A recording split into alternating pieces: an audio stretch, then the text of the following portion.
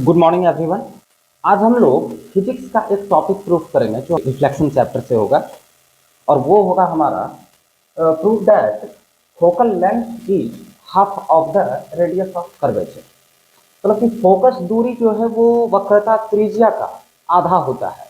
F equal to R by two. ये आपके Bihar board के लिए एक बहुत ही इंपॉर्टेंट टॉपिक होता है क्योंकि लगभग ये रिपीटेड क्वेश्चन ये आपको लॉन्ग में फिजिक्स में या शॉर्ट में फिजिक्स में पूछ सकता है ये क्वेश्चन। और आईसीएसई बोर्ड के क्लास 9 के रिफ्लेक्शन चैप्टर में भी ये टॉपिक आपका वेरीफाई करने के लिए दिया जाता है, डिराइव करने के लिए दिया जाता है। तो ये आपका दोनों मिरर से जो आपका कन्वेक्स मिरर है और कनकेव मिरर है, दोनों में इसका वेरिफिकेशन होता है, दोनों में इसका डेरिवेशन होता है। लेकिन ज्यादातर क्वेश्चन जो आपका होगा वो कनकेव मिरर से वेरिफिकेशन होगा। मतलब कि आपको जो क्वेश्चन मिलेगा वो ये कि वेरीफाई दैट या show that f equal to R by two in concave mirror या verify f equal to R by two in convex mirror. आज का जो हमारा टॉपिक होगा वो कनकेव मिरर में f equal to R by two proof करेंगे हम लोग, यानी कि अवतल दर्पण में f equal to R by two proof करेंगे। ठीक है, तो बनिए हमारे साथ। आपको यहाँ एक फिगर दिख रहा है। फिगर क्या है? एक अवतल दर्पण बनाया गया है, एक कनकेव मिरर बनाया गया है। ठीक है, कनकेव मिरर जो है ना वो बाहर के तरफ पेंट होता है और अंदर के तरफ वो रिफ्लेक्टेड एरिया होता है, रिफ्लेक्टिंग सरफेस होता है। और यहाँ से आप सेंटर ऑफ कर्वेचर है और ये पोल है, ये लाइन आपका होगा प्रिंसिपल एक्सिस। इस लाइन को क्या बोलेंगे हम लोग? प्रिंसिपल एक्सिस बोलेंगे। और एक ए बी रे है जो इंसिडेंट रे है parallel to the principal axis, मतलब कि मुख्य अक्ष के समांतर ये आपका आपतित किरण है, आने वाला रे आपतित किरण। जब ये रे रिफ्लेक्ट करेगा मिरर से तो उसका पाथवे क्या होगा? तो भाया फोकस होगा, फोकस होते हुए वो रिफ्लेक्ट करेगा।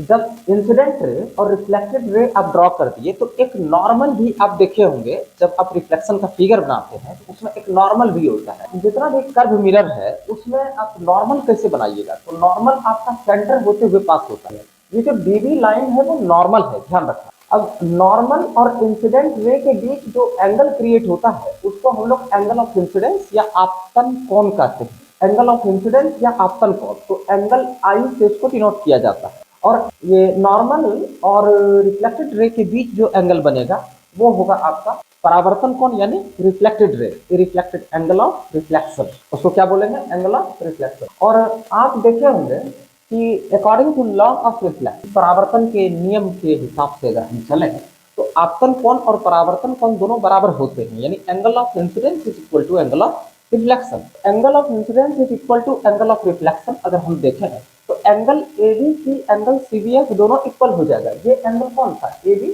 सी, और ये एंगल सी बी एफ, ये दोनों इक्वल हो गया क्योंकि ये है हमारा एंगल ऑफ इंसिडेंस, ये है एंगल ऑफ रिफ्लेक्शन। आपतन कोण परावर्तन कोण दोनों बराबर होते हैं, इसलिए ये दोनों बराबर हो गया। तो ये हमारा इक्वेशन 1 हो जाता है। अब हम लोग आते हैं कि जब ये इंसिडेंट रे हमारा प्रिंसिपल एक्सिस के पैरेलल है, ध्यान रखिएगा। और ये अगर हम ट्रांसवर्सल मान के चले, ये जो बीसी है हमारा, ये ट्रांसवर्सल मान के चलिए तो ये एंगल बराबर होगा। आप जानते होंगे क्लास 8 में मैथ में आप देखे होंगे, दो पैरेलल को जब कोई तीसरा इंटरसेक्ट करता है ना तो अल्टरनेट इंटीरियर इक्वल होता है। तो वही यहाँ अल्टरनेट इंटीरियर क्या हो जाएगा? इक्वल हो जाएगा। अब आइए कि A B parallel to C P, therefore angle A B C equal to angle B C F. Angle A B C किसके इक्वल हो जाएगा? एंगल बी सी एफ के इक्वल हो जाएगा। ए बी सी ये वाला एंगल ए बी सी ये इसके इक्वल हो जाएगा, बी सी एफ के इक्वल हो जाएगा। ठीक है, A B C B C F के इक्वल हो गया। और इसको हम लोग क्या बना दिए? इक्वेशन सेकंड बना दिए। और ये क्यों इक्वल हुआ है? इक्वल हुआ है ये अल्टरनेट इंटीरियर होने की वजह से, यानी कि एकांतर अंतःकोण होने की वजह से। ठीक है, इसको एंगल आई आप नहीं भी लिखेंगे तो भी चलेगा। ठीक है, अब आइए इक्वेशन 1 और 2 में। इक्वेशन 1 हमारा है ए बी सी और सी बी एफ इक्वल है। इक्वेशन 2 में आप देखिए कि A B C B C F के इक्वल है। ठीक है ना, A B C B C F के इक्वल है। अब चले आइए एबीसी के इक्वल सीबीएफ, एबीसी के ही इक्वल बीसीएफ, तो ये दोनों आपस में क्या हो जाएगा? इक्वल हो जाएगा। सीबीएफ और बीसीएफ आपस में क्या हो जाएगा? इक्वल हो जाएगा। इक्वेशन 1-2 के हेल्प से आपको मिलता है CVF इक्वल टू BCF। अब आप चले आइए, CVF आपका ये एंगल है, ये ठीक है, और BCF आपका ये एंगल है, ये दोनों एंगल इक्वल हो गया। अब आपको पता करना है ये कि इससे क्या इफेक्ट पड़ा इस ट्रायंगल को। देखिए, जब भी किसी ट्रायंगल में दो एंगल इक्वल होता है, जब भी किसी ट्रायंगल में दो एंगल इक्वल होता है तो उसके अपोजिट साइड भी इक्वल हो जाते हैं, वो आइसोसेलेस ट्रायंगल होता है, ठीक है। दो एंगल अगर इक्वल है तो उसका अपोजिट एंगल भी, अपोजिट साइड भी क्या हो जाएगा, इक्वल हो जाएगा, अपोजिट साइड इक्वल हो गया। तो इसके वजह से CVF और BCF ये एंगल इक्वल है हमारा, इसके वजह से इसके सामने वाला साइड और इसके सामने वाला साइड यानी ये और ये आपस में क्या हो गया, इक्वल हो गया। इसीलिए CF equal to FB, CF equal to FB। इसको आप इक्वेशन थर्ड बना दीजिए कि ये क्यों इक्वल हुआ, रीजन आपको देना पड़ेगा, अपोजिट साइड है ये इक्वल एंगल का, ठीक है ना। हिंदी में आप अगर लिखेंगे इसको तो बराबर कोण का सम्मुख भुजा, क्या लिखेंगे, बराबर कोण का सम्मुख भुजा, अपोजिट साइड मतलब सम्मुख भुजा। अब देखिए, अगर हम लोग पॉइंट बी को, ध्यान से देखिएगा, अगर पॉइंट बी को हम लोग पी पर ले आएंगे तो क्या हो जाएगा, ये जो रे है ना वो धीरे धीरे हमारा किस पर आ रहा है, प्रिंसिपल एक्सिस पर आ जाएगा। ये रे किस पर आ जाएगा, प्रिंसिपल एक्सिस पर आ जाएगा, तभी ना हमारा बी पॉइंट पी पर आ जाएगा। और जैसे ही बी पॉइंट पी पर आएगा, आपको क्या लगता है कि ये जो एफ बी सिगमेंट है हमारा, एफ बी जो लाइन है वो जब बी पी पर आएगा तो वो एफ पी के इक्वल हो जाएगा, है ना। एफ बी एफ पी के इक्वल हो जाएगा, कब, जब हम लोग बी को सी पर ले आएंगे। चले आइए, तो after moving the point B to P, जब पॉइंट बी को, बिंदु बी को पी के नजदीक लाने पर आपको क्या मिलता है, F B equal to F P, F B equal to F P, समझ कर इसको इक्वेशन नंबर 4 बना दीजिए। अब थर्ड और फोर्थ इक्वेशन को जरा अच्छे से देखिए, थर्ड में क्या है, एफ एफ बी के इक्वल है, फोर में क्या है, एफ बी एफ पी के इक्वल है। यहाँ सी एफ के बराबर एफ बी है, फिर यहाँ एफ बी के बराबर एफ पी है, तो सी एफ और एफ पी क्या हुआ, आपस में इक्वल हुआ ना। तो from equation third and fourth as C F equal to F P, समझ गए। आप जानते हैं कि एफ पी जो है, एफ पी वो फोकल लेंथ है, फोकस पॉइंट से पोल तक के डिस्टेंस को हम लोग फोकल लेंथ बोलते हैं, फोकस दूरी या फोकल लेंथ। तो एफ पी क्या है, फोकल लेंथ है। तो एफ पी जब फोकल लेंथ है तो सी एफ और एफ पी दोनों का हमारा किसके इक्वल हो जाएगा, फोकल लेंथ को इक्वल हो जाएगा। ये तो गिवन भी था, F P equal to F, ये तो गिवन में भी हम लिख चुके हैं। अब आप देखिए, यहां से चलिए, आपको पता है ये और ये दोनों जब हम ऐड करेंगे, सी एफ और एफ पी, जब दोनों सिगमेंट को ऐड करेंगे तो हमारा सी पी बन रहा है ना।